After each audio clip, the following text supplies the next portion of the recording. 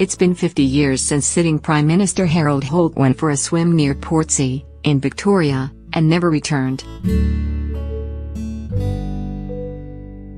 Friends and family members of the late Mr. Holt are gathering for a private commemoration service to mark his disappearance and will remember his achievements while in Parliament. Australia's 17th Prime Minister served 3 decades in Parliament before becoming Prime Minister, only to disappear 2 years into his first term. Federal member for Flinders Greg Hunt said Mr. Holt had a strong social and economic legacy, including the introduction of a national child endowment scheme as part of the Menzies government. Decades of conspiracy theories.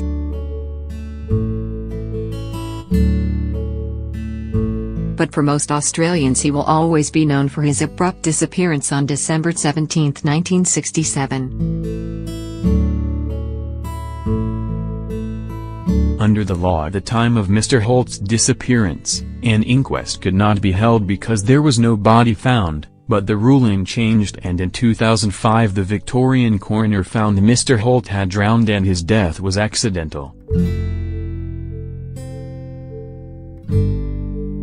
But the most powerful man in the country does not go missing in the middle of the Cold War without a mountain of conspiracy theories, ranging from suicide to abduction by a Chinese submarine.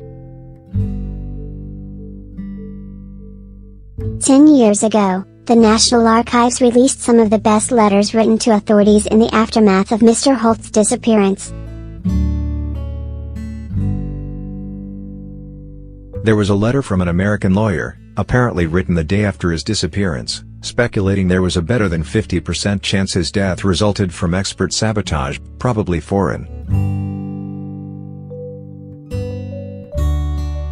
They might have used some delayed effect drug, which he might have got in refreshments on his way to the beach, the letter writer said.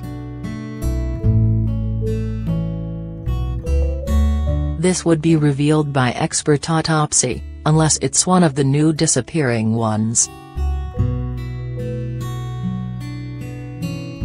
Others suggested the Prime Minister was still alive, believing he faked his own death to run off with an alleged mistress. Or, in true Cold War fashion, had been abducted by Chinese communists.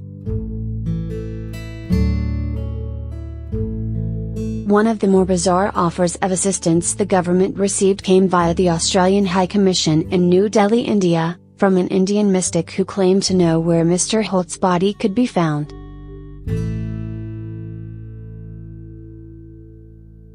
May commentators say it is time to remember Mr. Holt for his achievements and not the conspiracies surrounding his disappearance. The executive director of the Menzies Research Center, Nick Cater, has recently co-authored a monograph on Mr. Holt's life and legacy.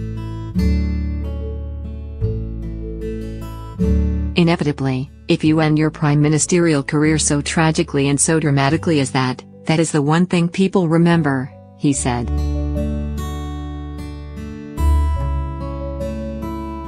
But Mr. Cater said while Mr. Holt was only Prime Minister for 680 days, the reforms he introduced were timely, innovative and politically courageous.